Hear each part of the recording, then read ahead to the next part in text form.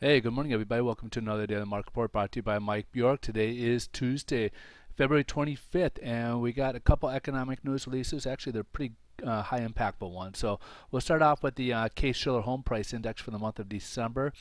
So back in November, we had a 13.7% year-over-year growth. And for the month of December, it came in at 13.4. So that doesn't mean it's home price going down. It just means that we've had a little bit of a lull in the market. And Case-Shiller basically shows the 20 largest markets in the U.S. So this isn't the whole U.S., just the 20 largest markets.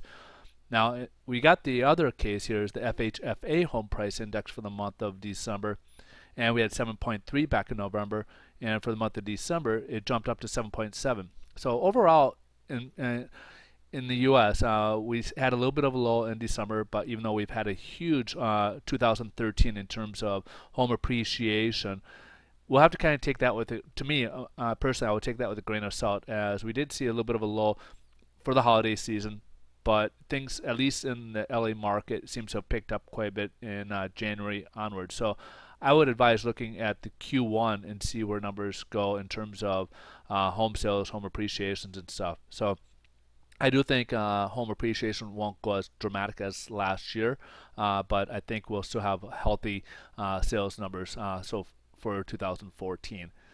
Uh, and then last but not least, we got the consumer confidence, and we're at a 79.4 on the index level, and the forecast is supposed to go up a little bit to 80.1, and it actually dropped downwards to 80.1. So it's a pretty good drop right there. So overall, not the greatest numbers, especially in consumer confidence level, where people probably aren't feeling as confident about where things are moving. Case-Shiller is showing, on the home prices, we had a little bit of a low in December, finishing up the year.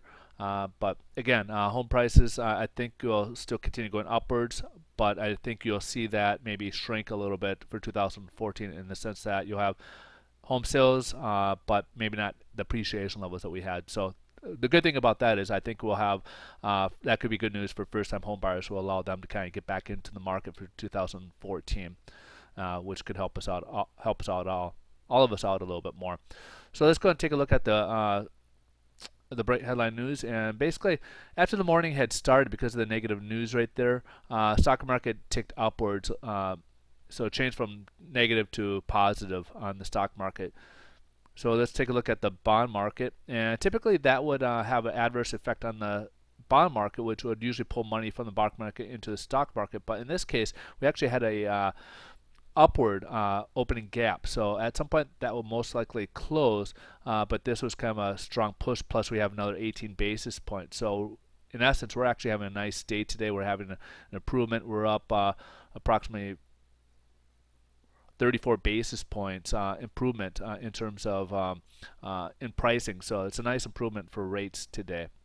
All right, folks, thanks for watching. I hope you guys have a wonderful day. And again, this week we will have quite a few impactful job or numbers. Again, Yellen will be speaking, I believe, on Thursday to the Senate. That could be high impact depending on what she says. And then Friday we'll have the GDP second revision, which will be the second out of 3 revisions. This will kind of give us a guide as to where the fourth quarter ended up in GDP and our full year 2013, where we ended up as a whole.